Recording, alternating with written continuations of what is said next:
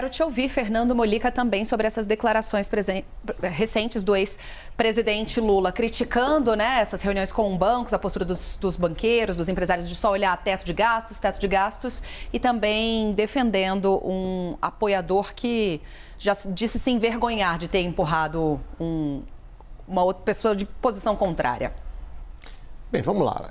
Primeiro, essa história dos empresários. Bem, o Lula é do PT, Partido dos Trabalhadores, é do jeito, é da lógica do partido, é que ele faça esse tipo de declaração, que se tente se colocar como um lado oposto, aos princípios, ou melhor, a princípios genericamente defendidos por empresários. Então, quando ele fala teto de gastos, ele diz, olha, não, o PT é a favor, contra o teto de gastos, é do jogo político, e marca também, tenta marcar uma posição, já que por diversas vezes o presidente Bolsonaro já disse, em encontros com empresários, que é muito difícil ser empresário no Brasil, que é uma situação muito complicada, ainda que o liberalismo do Bolsonaro não resista à prática, mas é uma posição que ele costuma apregoar. Enfim, isso é do jogo político e o Lula está lá conversando com o empresário, é da lógica, isso aí é a lógica de palanque, E é bom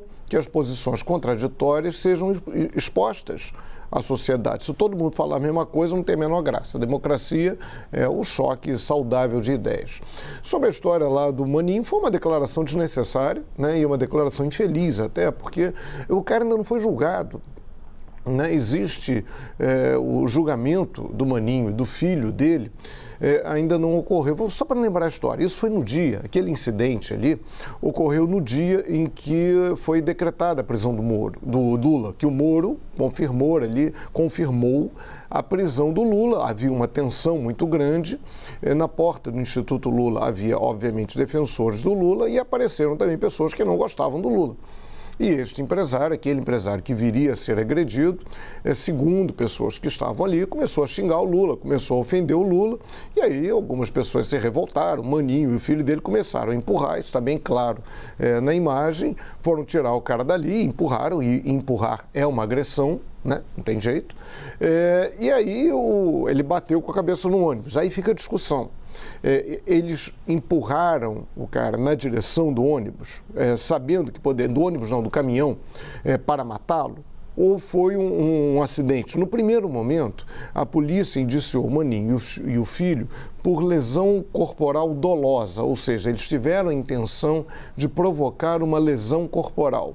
Já o Ministério Público preferiu denunciar os dois por um crime mais grave, tentativa de homicídio. Eles foram presos preventivamente por tentativa de homicídio. Então, o Ministério Público foi além daquilo que a polícia, num primeiro momento, havia detectado. E aí foi parar lá no STJ, no Superior Tribunal de Justiça, até que o ministro Jorge Mussi, que foi o relator do caso, aceitou tirar a prisão preventiva e colocar medidas cautelares. Ele alegou que houve um desentendimento momentâneo e pontual, acabaram por empurrar a vítima, e o próprio ministro diz que a potencialidade lesiva da conduta em si, considerada, não pode ser tida como das mais elevadas. Como os caras eram primários, tinham residência, ele resolveu converter a prisão preventiva em algumas medidas de contenção, algumas medidas para segurar ali, para evitar excessos da parte dos dois denunciados. Agora, o engraçado é que entre essas medidas está ali proibição de participar de eventos políticos públicos para evitar o risco de novas infrações.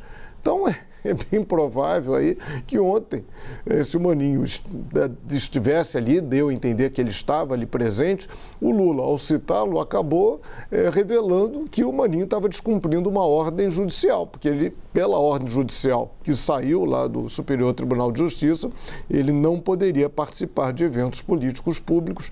Acho que o Lula, além de ter cometido uma infelicidade eleitoralmente falando, ainda mais nesse momento tenso, não é bom elogiar qualquer tipo de reação violenta, ainda acabou dedurando lá o companheiro. É com vocês.